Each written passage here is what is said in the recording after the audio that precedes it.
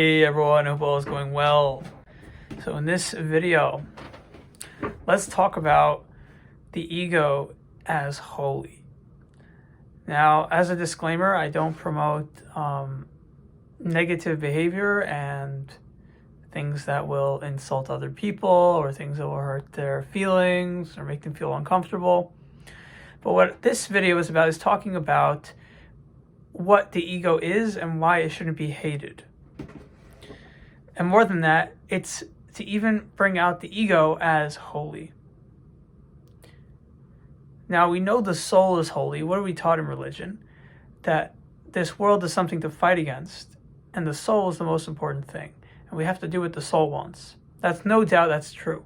You should do what the soul wants. But I'm teaching that the soul is part of the ego, and the ego is part of the soul.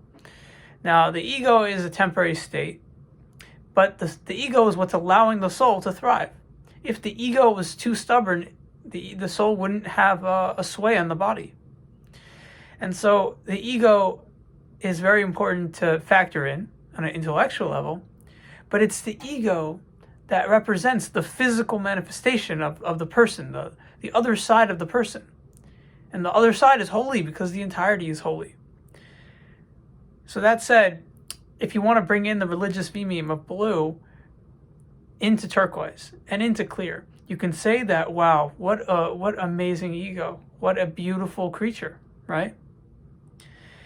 It's to understand that even those things that are most impulsive about yourself, most id-like, most essence related to the biology, that too is holy. And that too corresponds to something beautiful and necessary about the soul. Because remember, once you pass stage blue, there's no more fighting against things. It's probably necessary to be moderate your desires in orange, and to keep your cool in green, and to not hyper intellectualize in yellow, and so on and so forth. But at the same time, once you reach turquoise, then there becomes this knowledge that the ego is kind of not something I'm supposed to be fighting against if I want to transcend. Unless you adopt the earlier V-memes, that believed in fighting against something.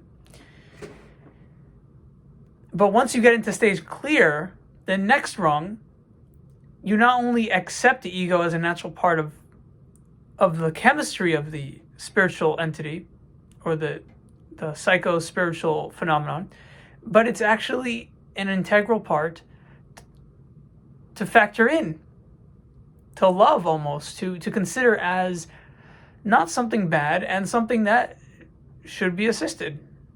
An acceptance that not only is there not a war against the ego, but to fight against it is almost a sin, There's a statement in the Talmud that says, when you come across a delicacy or a delight, and you refuse and you prohibit your body from engaging in that delight, your body will hold you accountable, and the sin will be held against you, or hang over you, or something like that.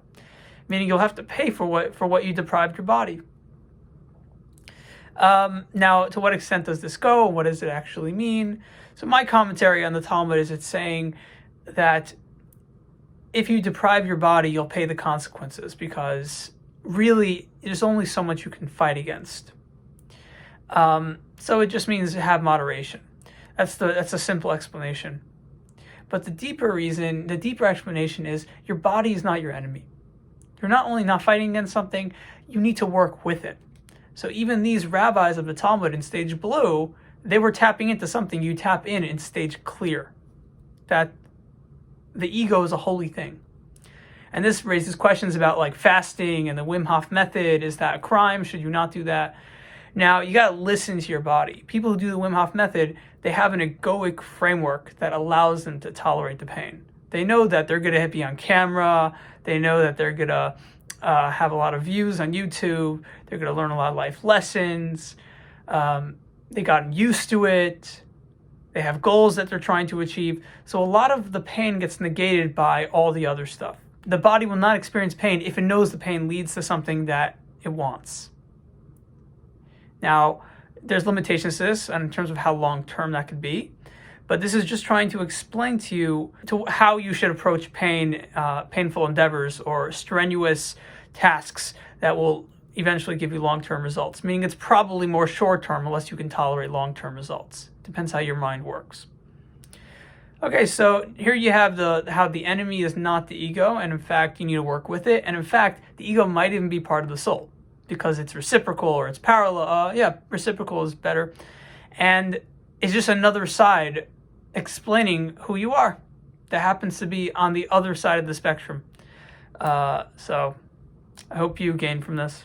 Have a good day.